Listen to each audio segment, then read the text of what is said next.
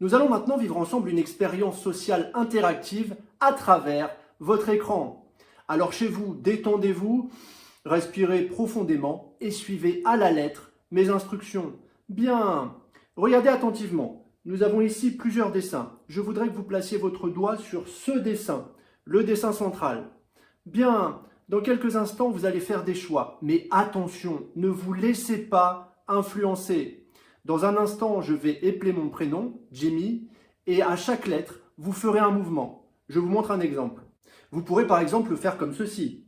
J, I, M, M, Y. Ou encore J, I, M, M, Y. En fait, vous pouvez aller où vous le souhaitez.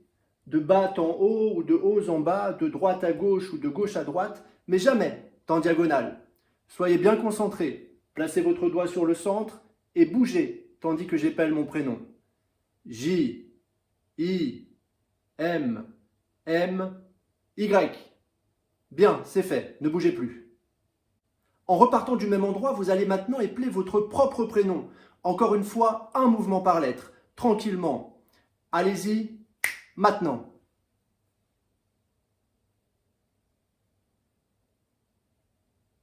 Bien, c'est fait. Maintenant, personne ne peut savoir où vous êtes. C'est totalement impossible. Mais néanmoins, pour être sûr de brouiller toutes les pistes, vous allez une nouvelle fois épeler votre prénom.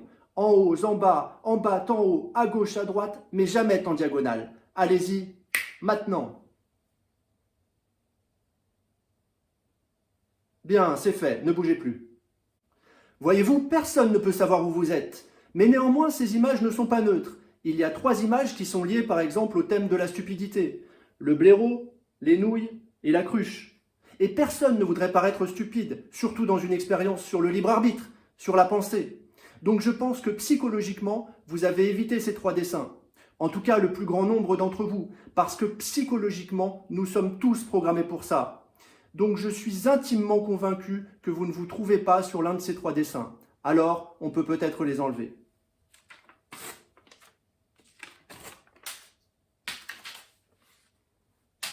Bien, nous allons maintenant tenter d'aller un petit peu plus loin. Maintenant, il y a des trous. N'utilisez plus ces trous pour vous déplacer. Passez simplement d'une image à l'autre. En haut, en bas, en haut, à droite, à gauche. Mais encore une fois, jamais en diagonale. Cette fois-ci, vous allez bouger 7 fois. Mais attention, ne vous précipitez pas. Ce n'est pas une course. Avancez à tâtons. Bougez, tandis que je compte.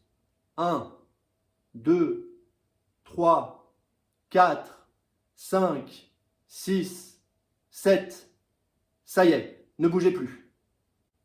Vous avez sans doute remarqué, mais j'ai beaucoup insisté sur le fait que ce n'était pas une course, sur le fait d'avancer à tâtons.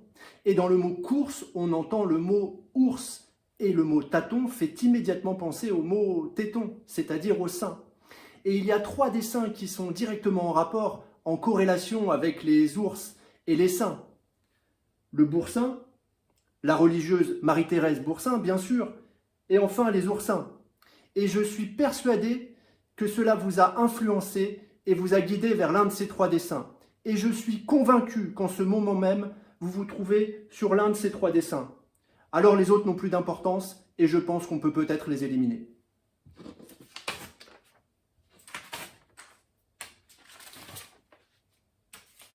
On va faire un dernier choix. Vous allez bouger, disons, 3 fois. Allez-y, maintenant. 1, 2, 3. Bien, c'est fait, ne bougez plus. Vous voyez sur ces dessins, il y a un seul dessin qui fait penser au sexe, alors que les autres sont chastes. Et je suis sûr que cette différence vous a influencé. Donc je pense que vous n'êtes ni sur le boursin, ni sur la religieuse, mais bien sur les oursins. C'est exact ? Ce dessin vous a fait penser à l'acte sexuel, car nous sommes tous programmés pour ça, bande de petits cochons.